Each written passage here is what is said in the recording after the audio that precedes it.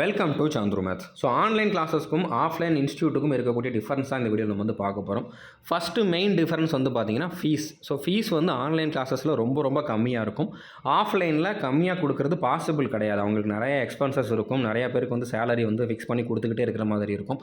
அப்படின்றனால அவங்க வந்து கண்டிப்பாக மினிமம் 10,000 15,000 20,000 அப்படிங்கிற மாதிரி ஃபீஸ் வாங்கணும். அப்படி வாங்கினா தான் அவங்களால வந்து சர்வை பண்ண முடியும். ஓகே, கம்மியான ஃபீஸில் கொடுக்க முடியாது. அது மட்டும் இல்லாமல் நீங்கள் வெளியூரில் போய் தங்கி படிக்கிறீங்க ஒரு இன்ஸ்டியூட்டில் அப்படின்னா, நீங்கள் ரூம் எடுத்துருந்தீங்கன்னா ரூமுக்கான ரெண்ட்டு, சாப்பாட்டு செலவு, போயிட்டு வர செலவு, அந்த மாதிரி நிறைய செலவு இருக்கும். அது ஆன்லைனில் அந்த மாதிரி கிடையாது. ஓகே, அதுக்கப்புறம் நீங்கள் போயிட்டு வரனால, ட்ராவல் பண்ணுறனால டைமும் வேஸ்ட் ஆகும். ஒரு ஸ்டாஃப் வரணும், ஸ்டாஃப் வர வரைக்கும் நீங்கள் வெயிட் பண்ணணும். அந்த மாதிரி டைம் வந்து அதில் நிறையா வந்து வேஸ்ட் ஆகும்.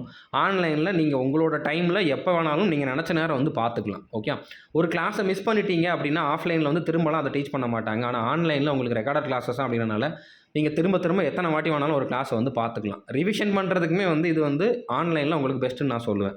ஏன்னா ரிவிஷன் பண்ணுறப்ப நிறைய பேருக்கு படித்தது எல்லாமே அப்படியே ஞாபகம் இருக்காது, மறந்ததை திரும்ப வந்து நீங்கள் ஆன்லைனில் பார்த்துக்கலாம். ஆனால் ஆஃப்லைனில் அது வந்து பாசிபிள் கிடையாது. ஒரு இன்ஸ்டியூட்டில் அது வந்து பாசிபிள் கிடையாது.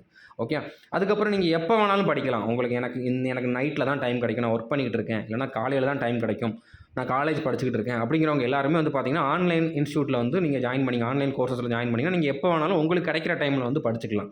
ஆனால் ஆஃப்லைனில் அது வந்து பாசிபிள் கிடையாது. ஓகே, சிலபஸ் கம்ப்ளீஷன் அப்படிங்கிறது ஆன்லைனில் பர்ஃபெக்டாக இருக்கும். ஏன்னா ஆஃப்லைனில் அவங்க ஒரு டார்கெட் வச்சுருப்பாங்க, 3 மாதம் 4 மாதத்துக்குள்ள ஒரு பேட்சை முடிச்சுட்டு அடுத்த பேட்சுக்கு போகணும் அப்படின்ட்டு.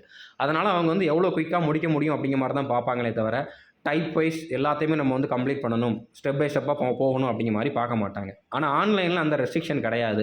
அவங்க பொறுமையாக டீச் பண்ணி ஒவ்வொரு டைப்பையும் எதையுமே விடாமல் வந்து டீச் பண்ணுவாங்க. ஓகே, நம்ம கோர்ஸ்னு சொல்லலை, நார்மலாக ஆன்லைனில் பண்ணுற எல்லாருமே வந்து அந்த மாதிரி தான் பண்ணுறாங்க. பெர்ஃபெக்டாக சிலபஸை கம்ப்ளீட் பண்ணி கொடுத்துருவாங்க. ஓகே, அடுத்ததாக வந்து ரிவிஷனுக்குமே வந்து உங்களுக்கு ஆன்லைன் கோர்ஸ் தான் பெஸ்ட் அப்படிங்கிற நான் ஆல்ரெடி சொல்லிட்டேன்.